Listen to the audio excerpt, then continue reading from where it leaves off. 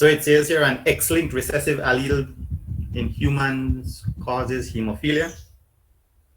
Hemophilia is much more common in males than females because males are hemizygous, right? So they don't have two of the same chromosomes.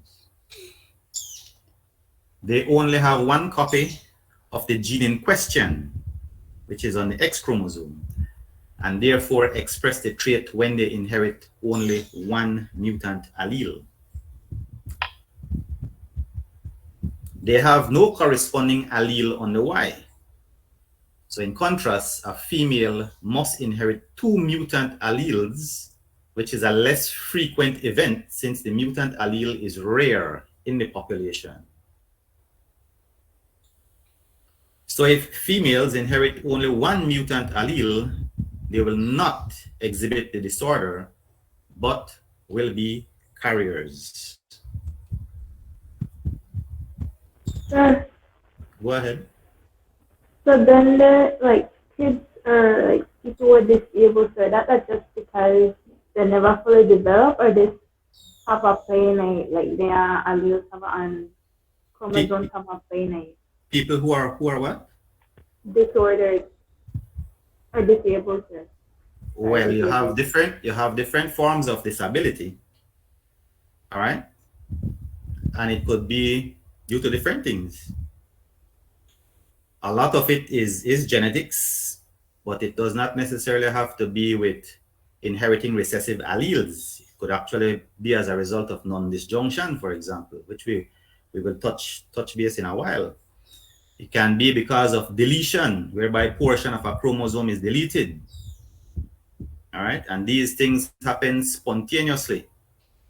We have no control over these things. All right, for example, I'll cite an example in just a few because we'll be talking about non-disjunction in a while, whereby you have chromosomes fail to separate during cell division. All right, and then it leads to aneuploidy. Aneuploidy is having an imbalance in the number of chromosomes. So when you talk about disabled or persons with disabilities, it varies. All right, it varies widely what these different disabilities are. And of course, each one of these disabilities have their own cause. Okay. But of course, inheriting recessive alleles could lead to disabilities as well. Okay. So when the results, this I mentioned in a previous class, when the results of reciprocal crosses are not the same, sex-linked characteristics may well be involved.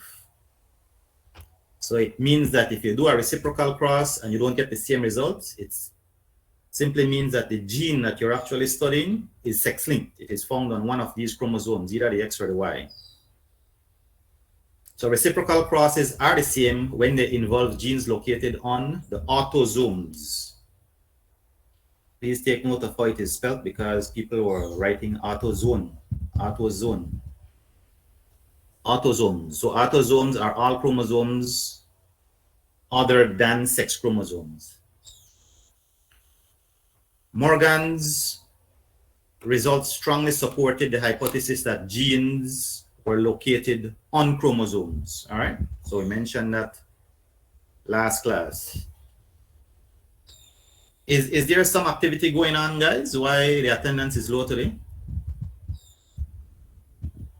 There are 52 people in registered for this class, but there are only about 36 people right now. Any activity going on that I should know about that would justify their absence? None? So some people is sleep, sir. Then sleep? Oh, okay. Once I sleep, sir. All right. Sweet dreams to those sleepers then. All right. So non-disjunction of X chromosomes. Non-disjunction. So non-disjunction means not coming apart. So it's a failure of chromosome pairs to separate properly during cell division. This could arise from a failure of homologous chromosomes to separate in meiosis 1 or the failure of sister chromatids to separate during meiosis II or during mitosis. The result of this error in a cell with an imbalance of chromosomes, such a cell is said to be aneuploid. Remember this ploidy? Ploidy refers to number of sets of chromosomes, right? So aneuploid refers to a cell or an organism with an imbalance number of chromosomes, which means that an aneuploid can have more chromosomes than the normal or less than normal. Okay? And of course, you will end up with an aneuploid cell because of non-disjunction, failure of these chromosomes to separate. When you have loss of a single chromosome, which you'll end up with 2n minus 1, all right? So when you see 2n is a normal person, right? When you see 2n, that means a diploid. So a normal person, that person has complete set of chromosomes. But when you see 2n minus 1, it means that that person has one chromosome missing, all right? One chromosome missing. So a loss of a single chromosome in which the daughter cells with the defect will have one chromosome missing from one of its pairs is referred to as monosomy. Mono means one, right? So monosomy is when you have one chromosome missing. And here, what you see on this karyotype is partial monosomy, whereby right here at chromosome number 5, you see portion of that chromosome missing, got deleted somehow. And deletion can result from anything, and it's spontaneous and can happen during cell division. So when you have portion of chromosome number 5 missing, like what you see in this karyotype, it leads to a condition called Cri du Chat. Cri du Chat, that's a French term. In English, they refer to it as cat's cry syndrome. Cat's cry syndrome. These people who have cat's cry syndrome is because portion of chromosome number 5 got deleted. And these people with Cri du Chat would fall under that category like what Shian was asking. Because these people don't have the normal mental capacity. Yes, cat's cry syndrome, Kaylin. That's correct, cat's cry syndrome. And it's given that name because when these people with this condition, they try to speak, the sound that comes out of their mouth sounds like that of a cat. All right? So it sounds like what a cat would be saying, right?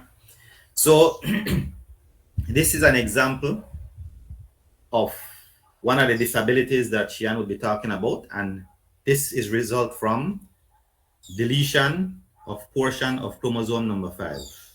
All right. So this would be an example of partial monosomy. Of course, you can have cases whereby the entire chromosome goes missing. All right.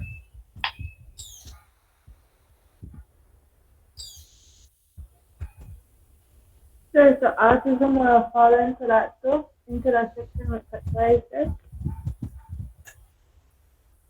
The real cause of autism has not yet been determined. There were some people who were saying, oh, autism is caused by some vaccine. Have you heard that, Shian? No, sir. There were a lot of people who were out there saying that, oh, autism is caused by some vaccine. Yes, so sir. I heard people saying that. Right. So that's the reason why a lot of people were hesitant about getting vaccine for COVID-19. Because they thought that some particular vaccine was the culprit of causing autism. But the truth is, the real cause of autism has not yet been determined. Some people believe that it has some genetic component. Other people Others believe that it has some environmental factors to it. And some still believe it is caused by some vaccine that these kids received when they were young. All right. So the real cause of autism is still not yet determined. Go ahead, Divine. Sir, I noticed that when people have kids, wait, I don't know. That was something else. I did not Down syndrome. Sorry, my bad. Okay, but to what Divine is saying is that when older people have children, there's a higher probability of having these sort of missteps in terms of proper DNA replication. So there's a higher, so like they have some people who are in their 40s, 45 and so on. These older folks, they're at a higher risk of having kids with some kind of genetic disorder, right? Shian, you were going to say something?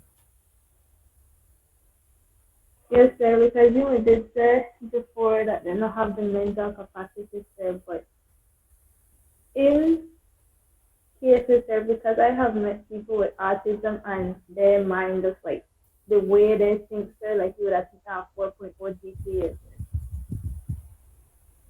Yeah, and you have different level of autism. You know, you have some people just have what is called mild autism, and so they still have a lot of the cognitive abilities as almost a regular person, with of course some behavioral problems. And then you have some autism that is not mild but rather real advanced, and those ones are very, very difficult to deal with. Right? All right. It's a challenge for the parents, for other family members, for the teachers. If these kids go to school, it's a huge challenge, right?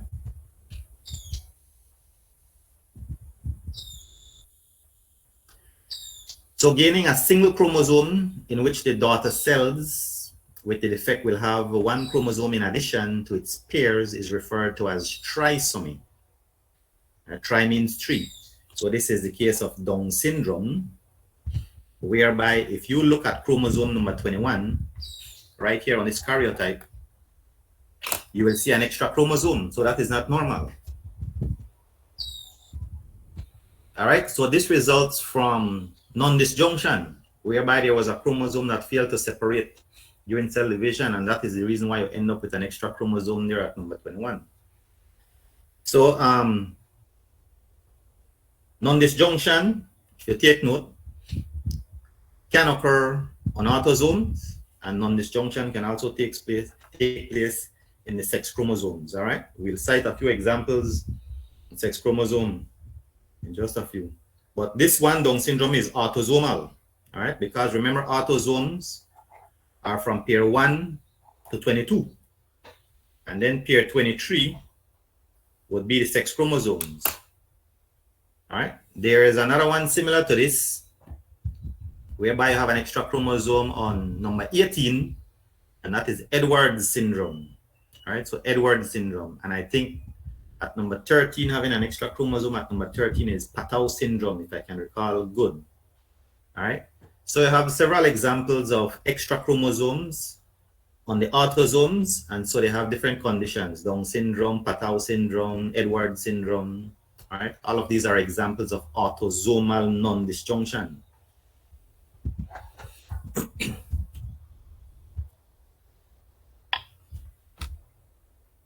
X chromosome non-disjunction is when you have an egg with 2 X chromosomes or with no X chromosomes instead of the usual one. So here we have, that's the normal egg.